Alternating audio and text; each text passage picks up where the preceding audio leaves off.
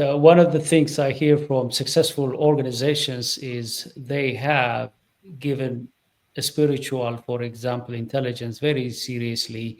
And I know a couple of mega organizations like Google, Apple, and other major organizations, they invest in the spiritual development of their people. They invite spiritual leaders, they create their environment so that people could have access to a space where they could be able to meditate, pray, reflect, and have sanity in the middle of busy day, which means it gives them the opportunity to handle stress.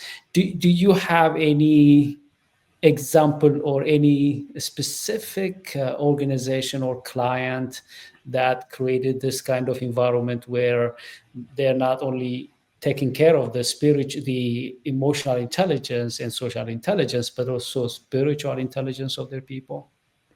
Yeah, so great question. So one of the things I do want to clarify, when we talk spiritual intelligence, it can include religion or religious practices, but not limited to. So it could include things like prayer or things like spiritual and a lot of faith communities, spiritual covering.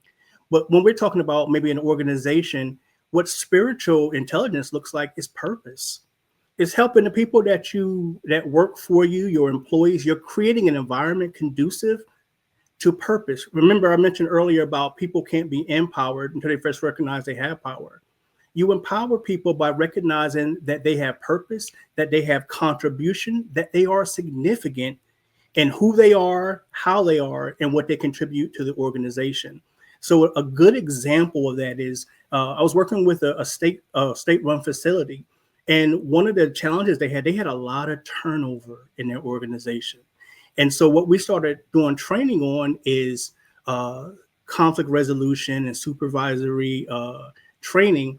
But what we infused in that training was a sense of spiritual intelligence, such as helping people to recognize that they have a purpose within the organization, but also even outside of the organization.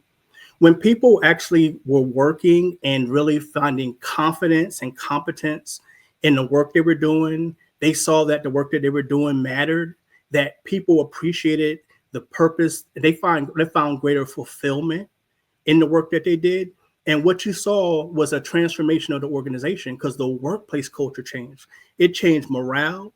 It changed people from high turnover to people actually wanting to stay at the organization and wanting to work.